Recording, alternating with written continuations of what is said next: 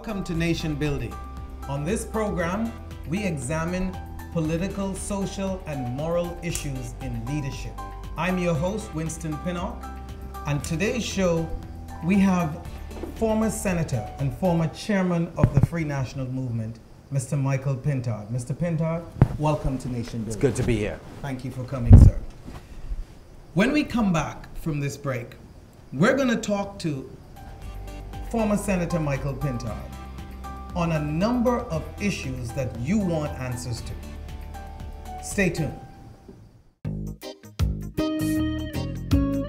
Who said you can't get great quality products at an affordable price? If you want the best quality food products at the most affordable prices, you must pick up the Jamaica Bahama brand of fine quality products at your favorite food store. Products like Jamaica Bahama Coconut Water, the most healthy and refreshing drink on the market. Jamaica Bahama Fruit Punch, the only fruit punch in the Bahamas made from real fruit. Jamaica Bahama Coconut Milk, green pigeon peas with coconut milk, condensed milk, kidney beans with coconut milk, corned beef, green pigeon peas, mackerel, and corn. Jamaica Bahama's fine line of products is available at all your favorite food stores and convenience stores nationwide. Telephone 351-8282 in Freeport and 341-4091 in Nassau. I don't wanna win.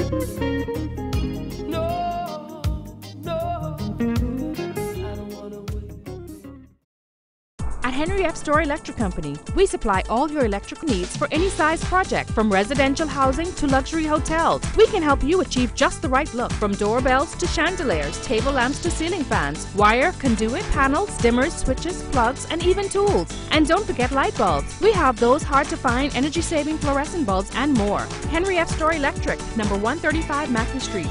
Over 50 years of reliability, service, and low prices. We also ship to the Family Islands. Welcome back to Nation Building. Senator Pintard, former Senator Pintard, you have been one of the bright spots in the Free National Movement, certainly by, I believe, most people's observation. You're a young, articulate man. You represented yourself very well and your organization, notwithstanding what people's opinion may be in terms of your politics, but just the way you represented yourself. I think certainly in my discussions with people in the media and just people in the country at large, they thought that you represent certainly one of the brighter minds in our generation.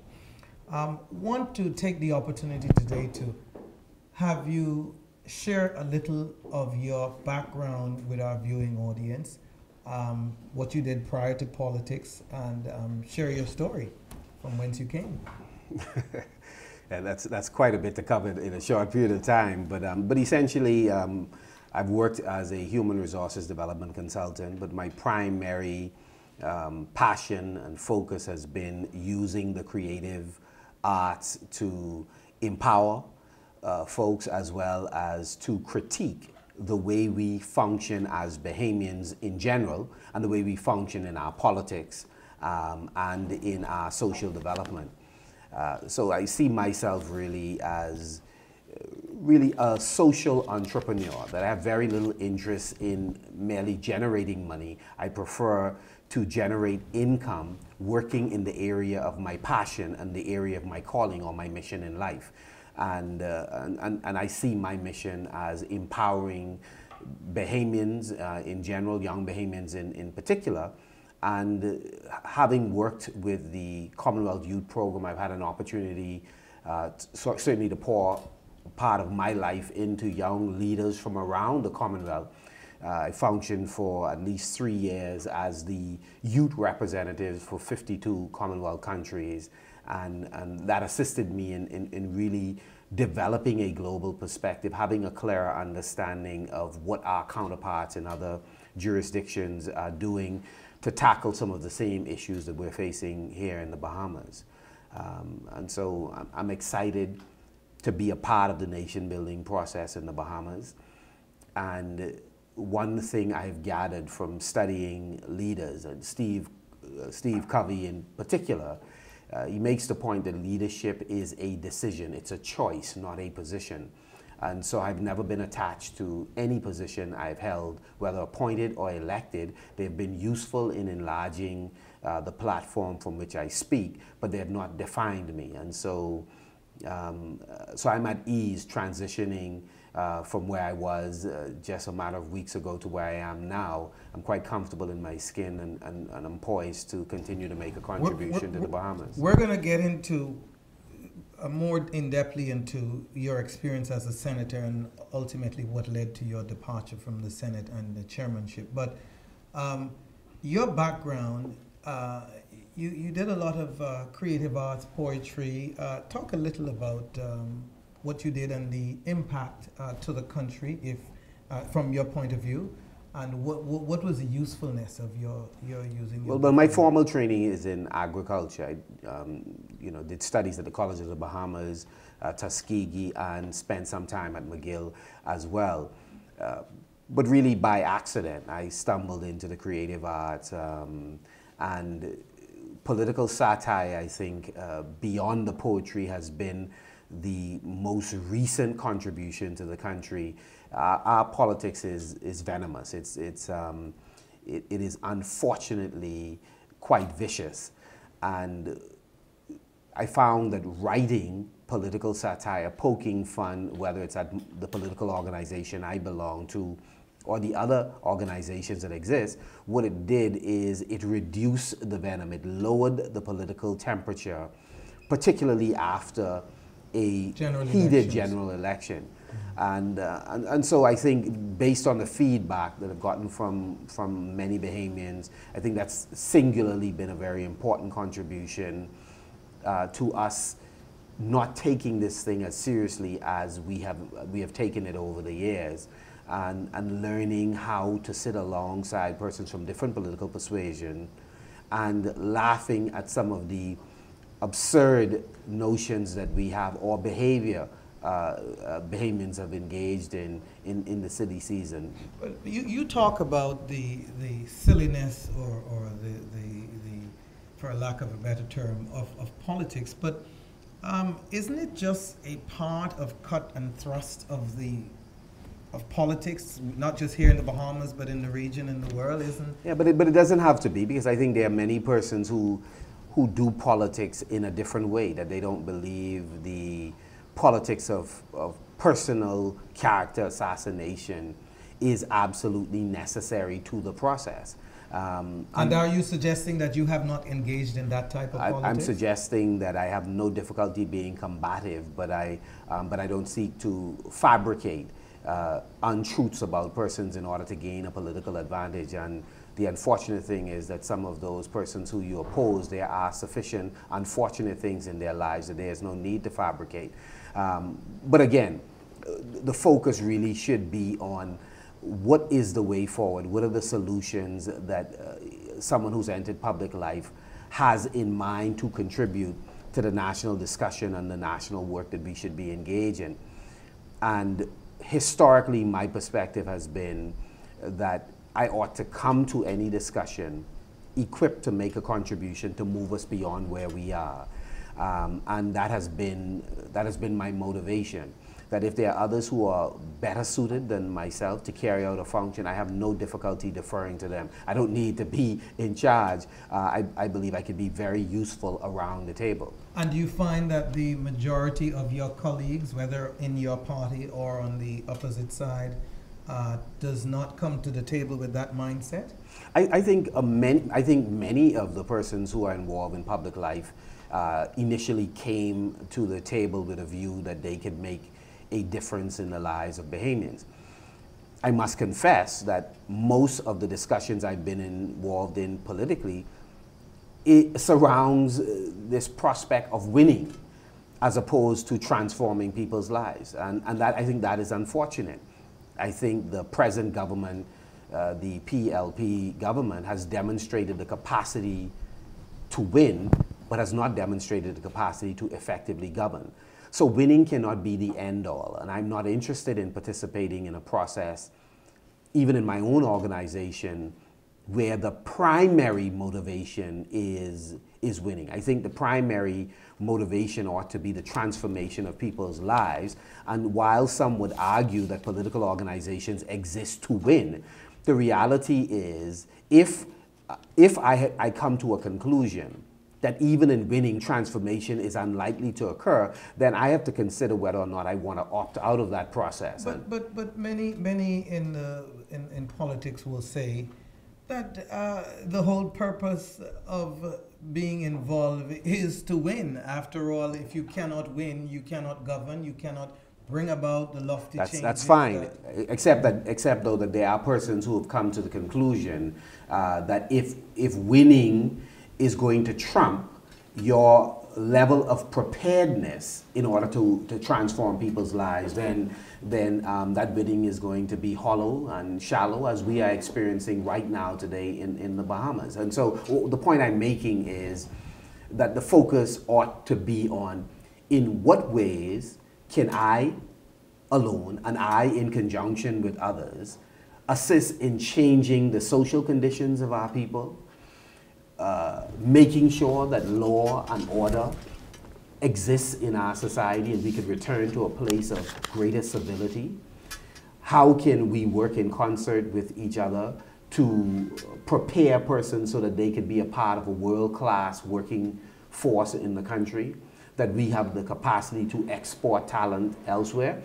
These are the discussions that I would prefer to engage in more regularly in the Bahamian politics, and to work with persons within my organization and across the political divide so that we can make a difference in people's lives. Because there is tremendous cynicism among a lot of young people in our country about politics in general, politicians in particular, and they are not seeing a difference between many persons. Aren't you a part of what created some of that cynicism? I mean, after all, you've been serving in appointed office for quite a number of years. I'm acknowledging that this is a view that's held of politics, and we have an obligation, those of us that wish to make a contribution through this vehicle, to daily speak to that cynicism, to encourage persons to stay involved, to get involved, to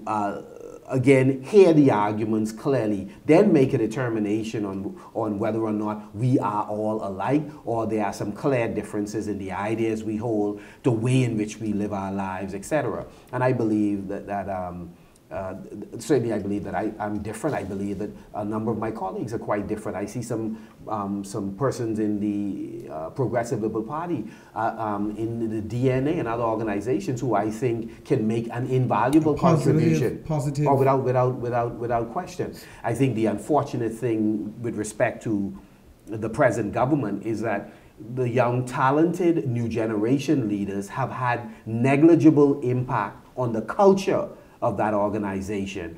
Hence, in terms of governance, they've had minimal impact on how the PLP is governed. But isn't your political organization leaders guilty of the same? I mean, after all, the FNM came to power in '92 and had to go back to Hubert Ingram to win an election in 2007.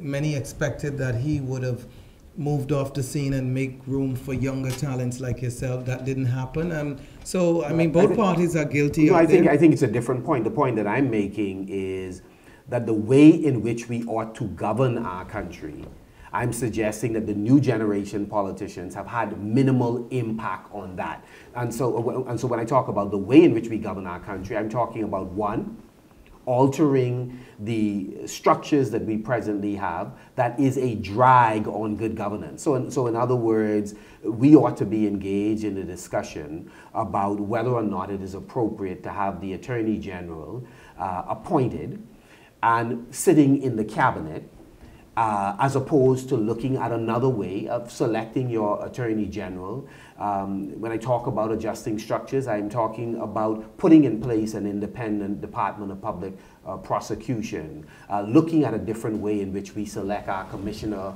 of Police. And the new generation politicians who are thinking in these terms have had minimal impact on the way governance is taking place. I'd only close this point by simply saying that in the Bahamas today, the Prime Minister entirely, that office, that position entirely has too much power.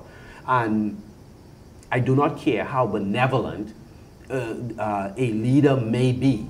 I believe the time has come for us to make fundamental adjustments in the kind of power. We're not going to let Minister that has. point go. We want to continue with that discussion right after this break. I'm Winston Pinnock. I'm your host. This is Nation Building, and we'll be right back.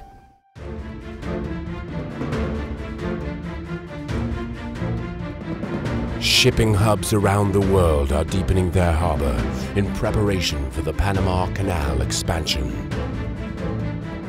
We deepened our harbor more than a decade ago. Special economic zones are popping up all over the world, offering tax concessions to potential investors.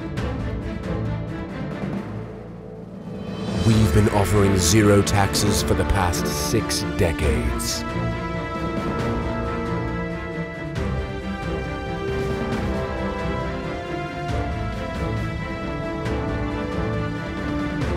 Some call it a rich history.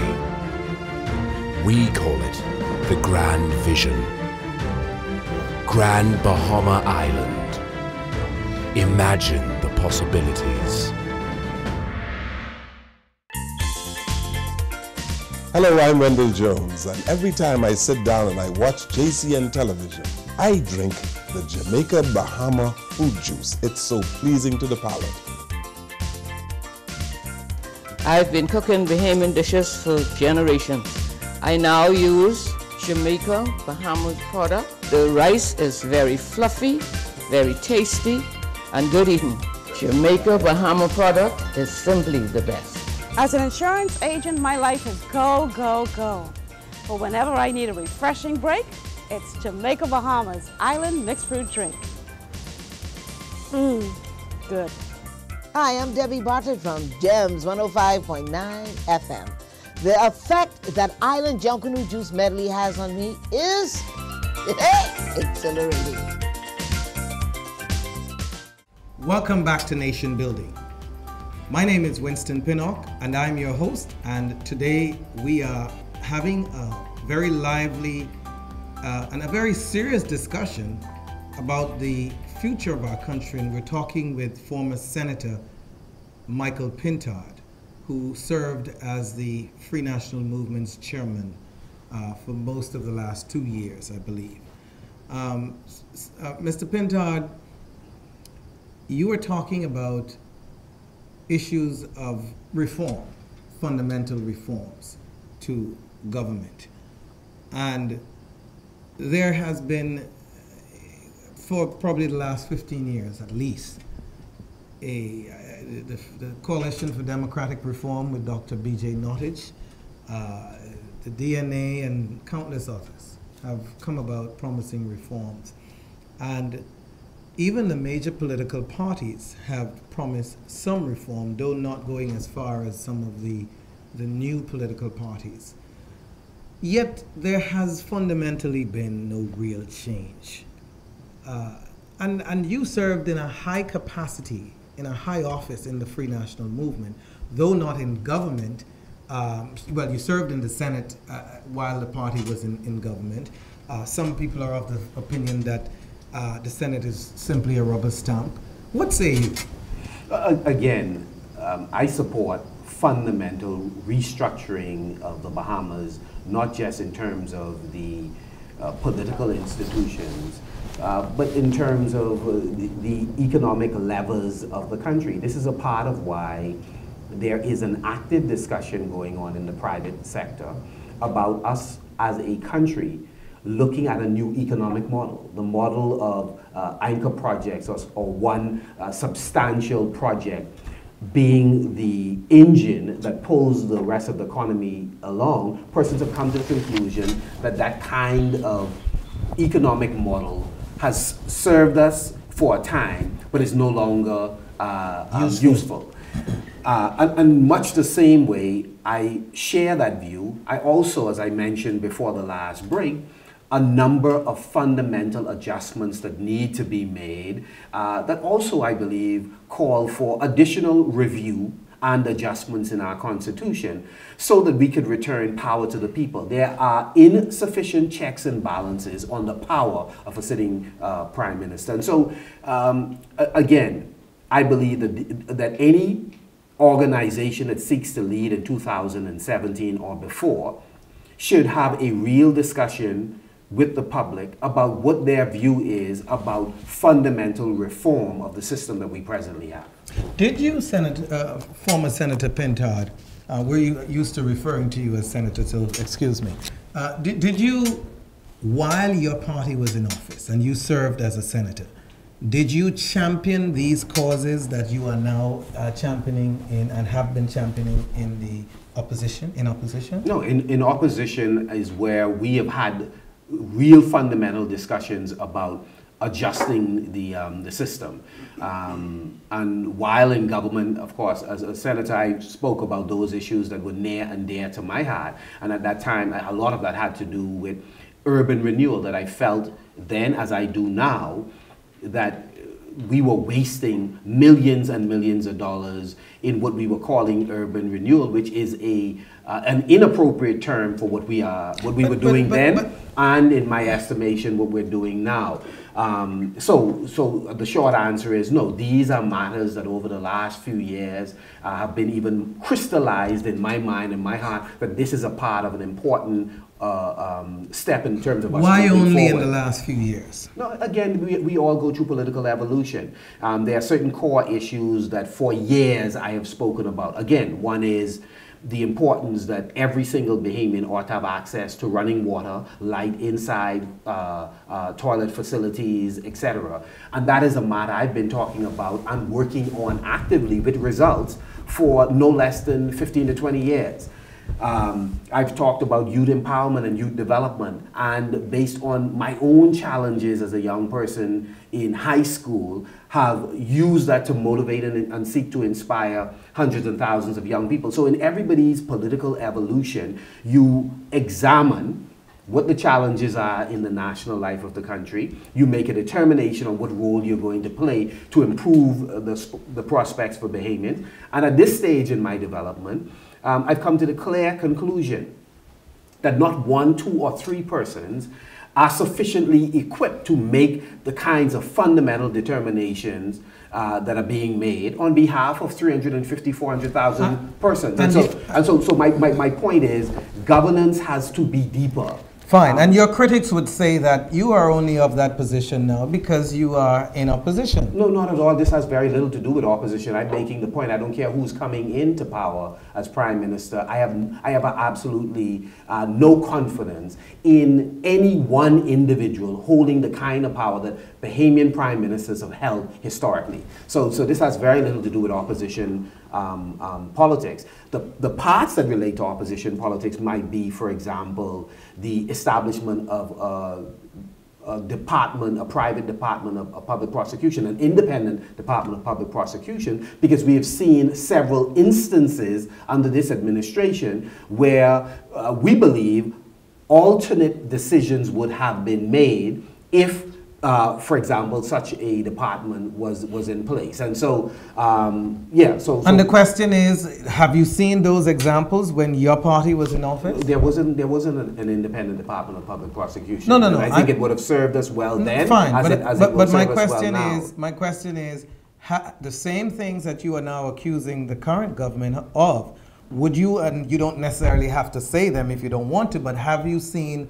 those similar examples of those abuses or occurred? No, I have not, and I would be dishonest if I tell you I'm searching diligently to find them. That's the job of the PLP, and they do that quite regularly. My point is, we need adjustments in our system, and every generation, every group of leaders, when they find themselves in different positions, they should articulate what they believe should be done. And so at this stage in my political development, I believe, listen, that if you take the parliamentarians and the Senate, whether it be in the lower house or upper house, as brilliant and as committed as many of them are to national development, they do not represent the reservoir of all of the intelligence of our people. the collective intelligence of our people include the elected and appointed officials, but it extends to those in the business community, the religious community, the non-governmental organizations. And I'm saying the views of the Bahamians outside of the political strata is insufficiently represented in the governance of our country, and we must find ways of giving power back to the people. Former Senator Pintard, you talk a good talk about reform. Let's have what I would call a quick lightning round of yes and no, if you can, as we go to another break. Do you believe in fixed general election dates? Yes. Do you believe that the current system of electing a prime minister along with members of parliament is doing the country well, or should we reform to a system that's more similar to what the U.S. has? I support an alternate system because I believe that persons should be able to collaborate with colleagues across the aisle on matters that are extremely important to their local constituency and not merely toe the party line. Can you say with a straight face to the Bahamian people that Hubert Minnis, the leader of your party, is capable of leading our country at this time? Of course he is. He and many others in the organization can. Can you give them examples of why you've come to that conclusion? Again, the Bahamas is a country that has in my view, a deep pool of talent. In the Free National Movement, Dr. Minnis need not be the most brilliant person on economic matters. He simply needs to understand it sufficiently so that he is able, along with those persons who he take advice from, to make the best determination on how we ought to grow this economy and reduce unemployment. He has demonstrated the ability to take good advice, to dispense of that good advice in many instances. As an organization, our leadership, do we need to improve? Of course. But are we capable of governing the country as effectively as the PLP or better? I think so. Quickly, what on a scale of 1 to 10, 10 being excellent, what grade do you give our current Prime Minister, Perry Gladstone Christie? A failing grade, and the number would be very difficult because in different ministries, I think there would be but different overall, let me put it this way: the number is such that we ought to replace this administration at our earliest opportunity. And you don't want to tell the Bahamian people what that number should be? They understand quite clearly. A failing grade would comfortably be 4. Okay. Yeah. Grade Bradley Roberts. There's no need. Bradley Roberts is not a frontline politician. Poor decisions that he made in his private life accounted for why he's out of frontline politics today. So he is doing the kind of job somebody who has lost their reputation would do, which is to salvage other people's reputation. And many share the view that he did a very effective job at neutralizing you as chairman. I haven't heard that view. In fact, the entire cabinet of the Bahamas has united to make me public enemy #1. Bradley Roberts alone, I didn't have that kind of clout. Okay, clearly we seem to be hearing different voices, but I'm actually not hearing voices. I'm listening to people. Okay, we're gonna take this break, and we'll come back and continue our discussion with former Senator Michael Pintard, a person who I think it's fair to say that a significant portion of our population thinks is a brilliant young Bahamian. As to the politics, that's a whole different matter. We'll take this break and come right back here on Nation Building.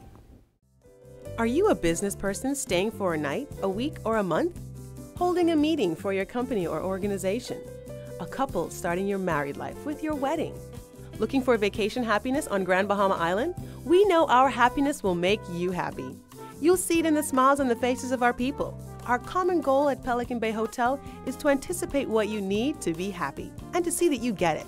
Visit our website to find everything you need to find happiness at Pelican Bay at Lucaya. At Henry F. Story Electric Company, we supply all your electric needs for any size project, from residential housing to luxury hotels. We can help you achieve just the right look, from doorbells to chandeliers, table lamps to ceiling fans, wire, conduit, panels, dimmers, switches, plugs, and even tools. And don't forget light bulbs. We have those hard-to-find energy-saving fluorescent bulbs and more. Henry F. Story Electric, number 135 Macklin Street. Over 50 years of reliability, service, and low prices. We also ship to the Family Islands. Welcome back to Nation Building. I'm your host, Winston Pinnock. I'm here with former Senator Michael Pintard. Senator Pintard, wanted to take the opportunity to talk to you about the referendum, not just to find out what's your opinion and if you care to say to the nation where you'll be voting in terms of what your support is for Bill 1 through 4, but to find out how, first of all, as a senator at the time when the bills were passed, did you support the bills? We supported the right for the Bahamian people to make a decision on these 4 questions. So we had no difficulty as members of the opposition voting yes on the questions so that the questions could then be passed on to the Bahamian people in order to vote for them. So some of the persons you would have interviewed previously who've clearly indicated they don't intend to support some of the questions would have voted yes in the House of Assembly or the Senate simply for the right for the Bahamian people to have their say on this matter. Let's answer that question for the Bahamian people. Was the questions put forward to the parliamentarians a matter of, do you want this to go to the Bahamian people, or wasn't it a matter of a vote of conscience of whether you support the bills or not? It doesn't matter. As persons spoke on the questions, they made it perfectly clear that while some of them had difficulties with some of the bills, they would not deny the Bahamian people an opportunity to vote, because as you would be aware, there was a percentage of parliamentarians required in order for the questions to be put to the population. So that is the exercise that occurred. And I think the government is quite aware that it has a number of members that will not support one or more of the questions once it goes to the general population. The challenge that that we are having now with this issue, and many of us are firmly in support of the empowerment of women in this country. There is no reason why 51% of the population views should be reflected 10, 20, or 30% of the time. So that is, I mean, we're past that now. We need to ensure that in all respects, men and women have equal footing under the law in our country. Having said that, the way in which this discussion has been framed is in part what is creating the backlash that the government is experiencing. One, it had an earlier referendum that the Prime Minister said that he would abide by, and he dismissed it without being contrite to this population and transparent in his explanation for why. And so many persons are quite cynical about this government with respect to this referendum. But just to go back a bit, though, because you've said a lot, and I think drifted a little away from where we want to focus. No, where you wanted to focus. I had some other things that I wanted to say, and I certainly wanted to get those things on the record. But let's go back to where I want us to focus, which is it is crucially important to the Bahamian people that they are informed on the issue facing them, because this is a constitutional change that is up to be made. And so one asks, back to the point though, and I couldn't escape responding to a comment you made about the Progressive Liberal parties, your assessment of them on the issue of crime. Many would argue that your party was in power in the previous term and crime escalated from where it was in 2007 to 2012 when it was put out of office. In fact, the famous signs that the Progressive Liberal Party put up with crime showing the skyrocketing effect. Not to say that that was right or wrong. The point is... No, but we should be quick to say that it was in fact wrong, and the figures that they put up, they have now eclipsed in some 4 years. So again, the Free National Movement... So your party was guilty of administrating over a skyrocketing crime issue, just like the PLP? No, it's very different. The Progressive Liberal Party, unfortunately, have consistently made crime a political issue. And it has, the Free National historically have argued that this is a social construct, that it's a shared crisis that the country is facing, that we got into it slowly, through our collective involvement or neglect. The Progressive Liberal Party, while in opposition, made the point that that's not the case, that if we are given an opportunity to govern, we would reduce crime to its irreducible minimum. And after they came to office, that did not occur. In fact, violent crimes have in fact increased. Homicides, we've had the highest recorded amount of homicides last year in the history of the country. Do we hold the PLP responsible for persons going out and maiming or killing persons? Of course not.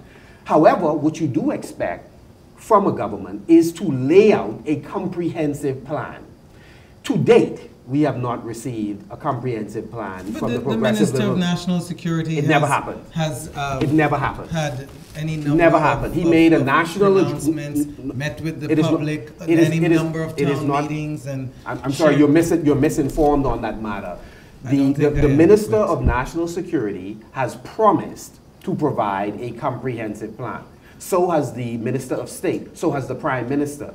In addition, they have promised to provide a plan to account for the funds they would access from the IDB in terms of how they would address crime. It has not been done. I listened carefully to the national address by the minister with responsibility for national security. And so now you're saying the Free National Movement we have released a 26-point plan, and since that time have released at least an additional 10 recommendations that today the leader of the opposition... Can you share with us a few of those? Yeah, that the leader of the opposition is prepared to work in conjunction with this administration to implement.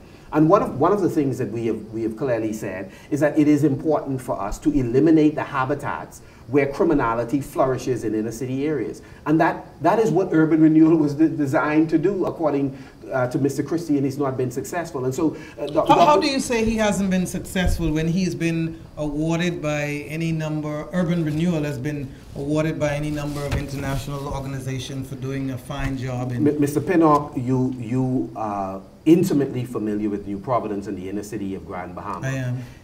You are unable to produce one corner with as little as 10 houses that has been transformed by urban renewal, that has allocated no less than $15 million per annum to the program. There's been any number of houses in Nassau that the Progressive Liberal Party has highlighted. The point that I'm making is, Mr. Pinnock, that if you take a 600 square feet house that is dilapidated and you rebuild, let's be generous, 650 square feet brand new house, that is wonderful and potentially transformative for that one family.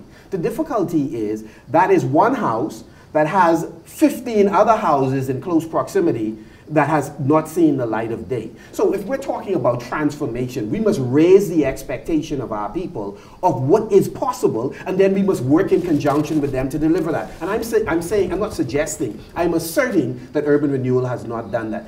Has it made a difference in the lives of some families? Of course it has. Has it been transformative in the over-the-hill communities? No. And your party has a plan to be transformative? I think Dr. Minnis has been very transparent and detailed about the inner city revitalization program. And it's not just a function of having a concept, because this is not a brand new concept. This is not something that the present Prime Minister conceived. You could go and Google 100 examples of different cities around the world where urban renewal is taking place. But we're talking about transformation. That is what is needed. Does the government even have the money, Mr. Pintard, to invest in this kind of transformation you're talking about? Let me just give you some figures of what is possible. If you are adding merely a bathroom onto somebody's house, that's a 5 by 7. So you're talking about 35 square feet times 80 if somebody's building at $80 per square feet. We're talking about somewhere in less than $3,000 just to do that part of the work. If you're putting in a septic tank, let's be generous and call it $1,100. If the person does not have infrastructure for light, let's be generous again and say that's $2,000. The point is, for less than $7,000, you're able to transform a family's condition that's presently coming out of using an outdoor toilet facility or nearby bushes. Again, this can be done for under $7,000. So if you take $15 million and divide that by 7, we could have transformed 1,500 homes during the course of a year. We must take this break. You're on Nation Building. I'm Winston Pinnock, your host, and Mr. Michael Pintard who is very passionate about the Free National Movement. About transforming the country. and what the Free National Movement and his leader can do to transform the Bahamas. And so we'll be right back. Stay tuned. Who said you can't get great quality products at an affordable price? If you want the best quality food products at the most affordable prices, you must pick up the Jamaica Bahama brand of fine quality products at your favorite food store. Products like Jamaica Bahama Coconut Water, the most healthy and refreshing drink on the market. Jamaica Bahama Fruit Punch, the only fruit punch in the Bahamas made from real fruit. Jamaica Bahama Coconut Milk, green pigeon peas with coconut milk, condensed milk, kidney beans with coconut milk, corned beef, green pigeon peas, mackerel, and corn. Jamaica Bahama's fine line of products is available at all your favorite food stores and convenience stores nationwide. Telephone 351-8282 in Freeport and 341-4091 in Nassau. I don't wanna win.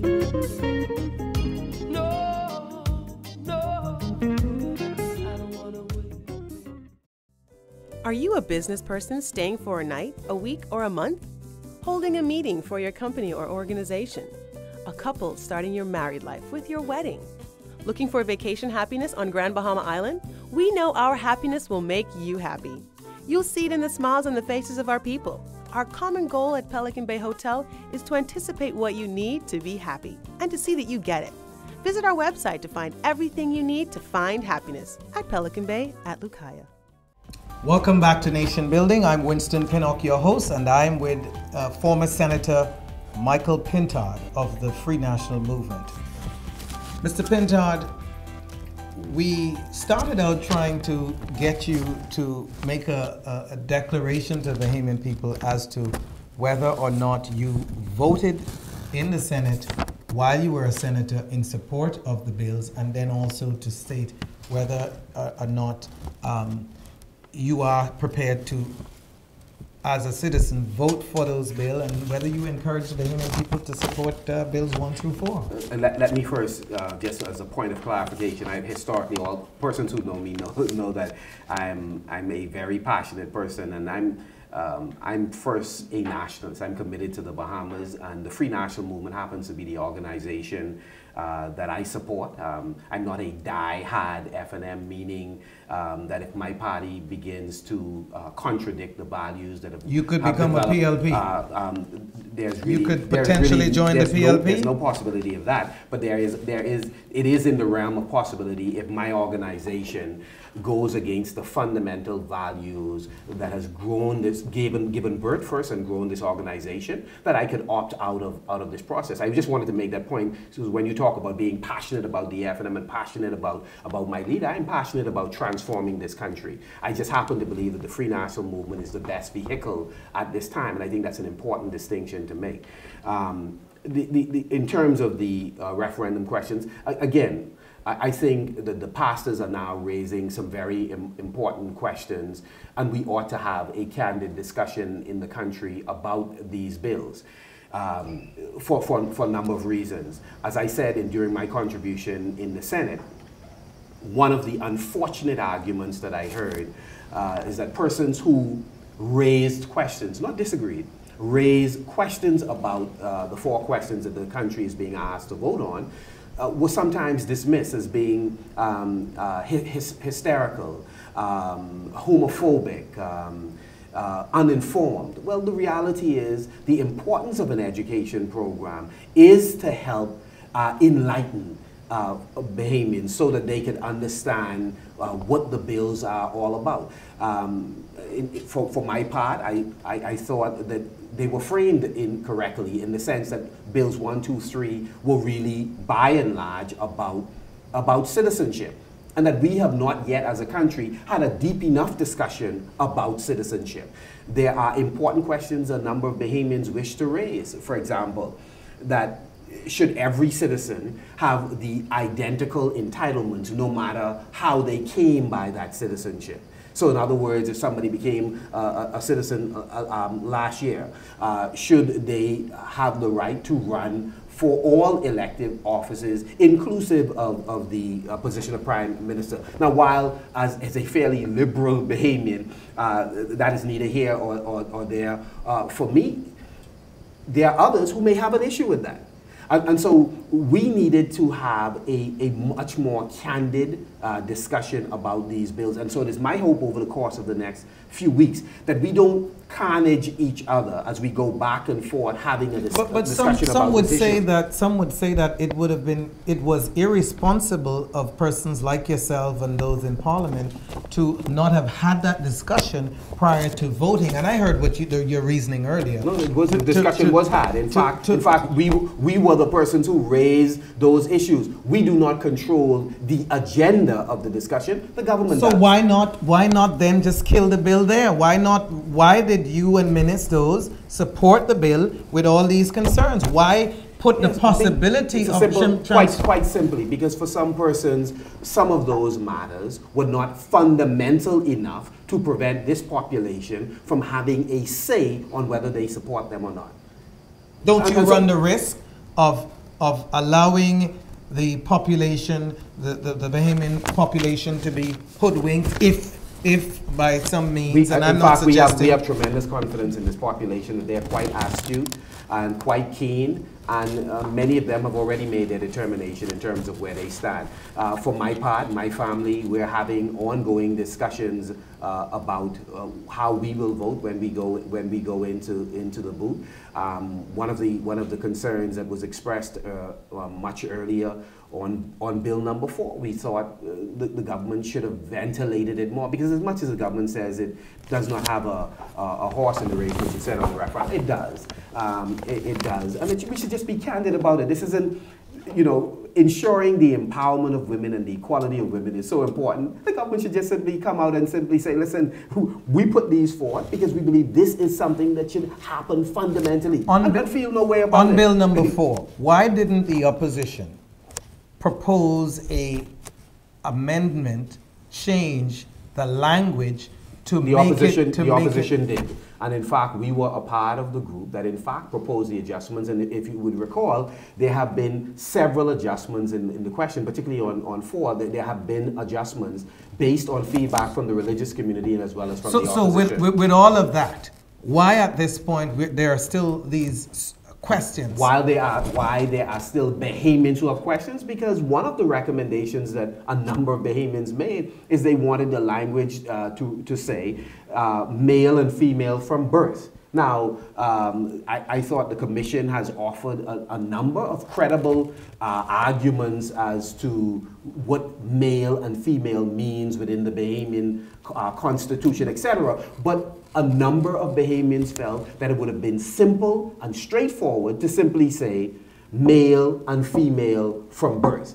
And they are confused as to why that was not done. And I am suggesting, and I'm asking rather, why didn't the opposition say on behalf of the people that you serve, we are not prepared to support this bill unless the language changed to reflect male and female? The view of the majority of our parliamentarians were that notwithstanding that adjustment, that fundamental adjustment not being made, the Bahamian people have a right to vote on these bills, and they would not stand in the way of this bill being put to the Bahamian people. Please let me remind you, the opposition had a time where we proposed similar kinds of proposals to allow the Bahamian people to make a determination on that the PLP rejected after having voted for it in the House. And so we believe the Bahamian people are intelligent enough to make determinations themselves. Which brings me to another few quick questions, and hopefully we can have quick questions and answers. Mr. Pintard,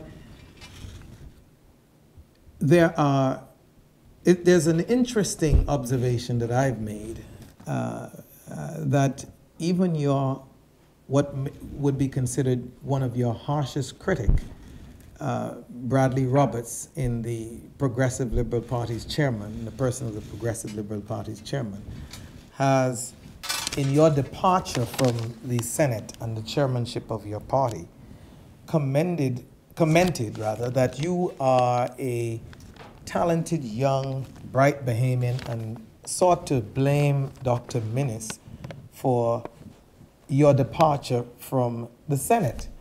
And so on behalf of the Bahamian people out there concerned, I pose the question to you, did Dr. Hubert Minnis throw you under the bus? I resigned from the Senate and the chairmanship of the Free National Movement for a number of reasons, but the two primary reasons is one, that the PLP sought to spin a story that I believe the Bahamian people recognize to be quite damaging to them.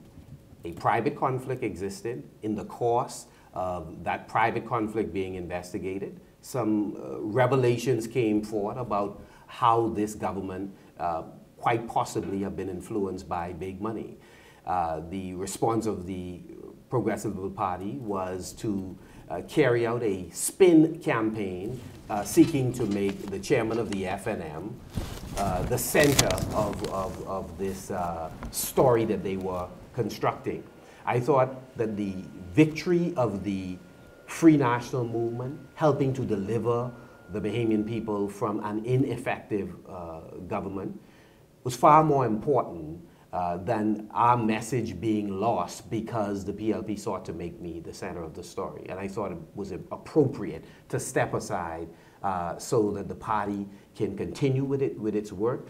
And secondly, that I can also provide clarification and clarity that the charges, the accusations that the PLP sought to level on in social media and otherwise were inaccurate. That at no point did I coach anyone to say anything inappropriate. That at no point did I or the Free National Movement engage in any conspiracy to topple the Progressive Liberal Party. It's interesting they use the term topple because topple suggests use of force, etc. No, we didn't participate in any conspiracy, though this government does need to go.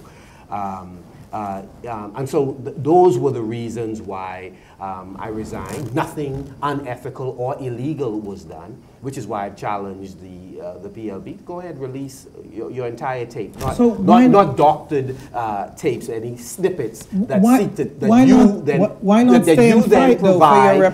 you then provide a narrative to try and tell a story. But that's essentially what I'm doing, and so I don't need to necessarily remain as chairman or in the Senate. I made the point very clear that the party does not need any distraction from doing what is a job far bigger than protecting me, and that is to share the vision that the party has for the governance of this country going forward. And the Free National Movement is on course for doing just that. Mr. Pintard, you are fully aware in our form of government, in our system of democracy that we practice, the Westminster system, that a resignation from high office it pretty much is generally seen by the public as a admission of some guilt. That is completely, that is partially untrue, actually. In fact, many persons see it as an opportunity to shift the discussion, and in this case, from me being the center of that discussion, and that's not an admission of anything. And I think a great many Bahamians have expressed that, yeah, they thought it was an appropriate thing to do. So no, I don't share your view. Now, there are some who will interpret that. They'd say, okay, the Progressive Liberal Party has a litany of real transgressions for which no one has resigned. Why would you even consider resigning given the fact that this is not a matter that you're at the center of? Well, I mean, we happen to be different. While on this program, we will not get into the mud. I have to ask,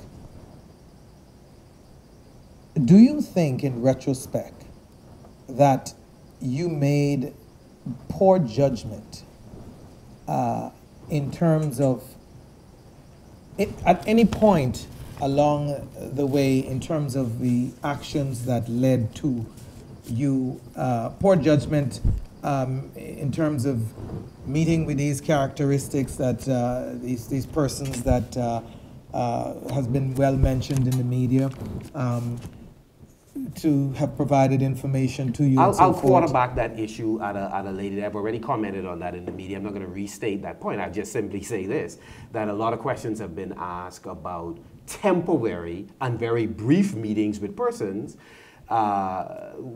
who have a historical relationship with the leaders of this country. And so I'm saying if one wishes to really ask a tough question, you should be asking the question, how is it that the F&M could be the center of focus for brief encounters with persons who call other people daddy, who have a historical relationship, not 5, quite possibly 10-year relationship, close relationship with senior members of the government who are employed by senior members of the government. That's the more fundamental issue.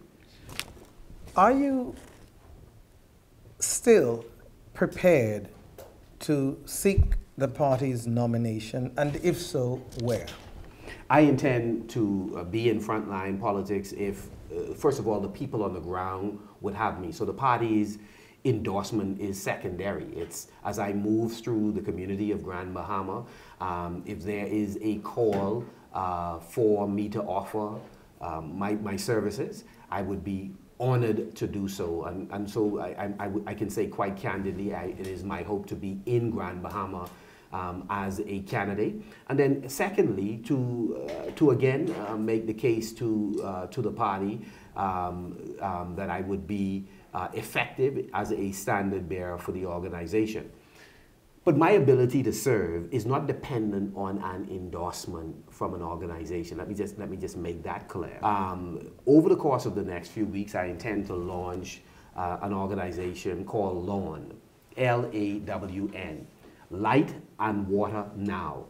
Recently, that program has been initiated again, and so one house has been completed just off the East Street corridor. A second house has been contributed to, and I want to establish a non-governmental organization that would be dedicated to being an advocate for persons who are living in substandard housing conditions, as well as to be a facilitator of making sure that whether in rural or urban areas we protect our water table, we ensure that residents have potable water, inside toilet facilities, and light. Now, this is not for all residents. So if somebody is bad with financial management, if they have a beam outside a house that is dilapidated and their priorities are mixed up, that's not the group that I'm seeking to assist. These are indigent, elderly, women who, despite their best efforts, have ended up with many children who are living in substandard condition with no male figure there to assist. These are the groups that will take priority. And so it will be a substantial launch of this organization, and I'm going to dedicate myself to doing that kind of work. I will also be working using the creative industries as a tool in economic development in the Bahamas. It is one of the fastest growing elements of most national economies. And so over the course of the next several months, I will spend a tremendous amount of time focusing in on raising the standard of living of persons in substandard conditions, working on using the creative industries as a means of economic development, and then, of course, focusing in on economic empowerment issues. How do we go about generating employment? So I'm going to be involved, whether I'm on front line or not. But if it's the will of God, the will of the people, I'd be happy to be a servant in Grand Bahama and where else people may need me in the Bahamas. Senator Pintard, thank you for appearing on Nation Building. You have been My a great pleasure. guest. Folks, we've come to the end of our program. We are so glad that you've joined us. It's certainly my hope that you have been informed on the issues and that you are now more informed to make decisions. On behalf of the entire team at Nation Building, we want to say thank you for joining us.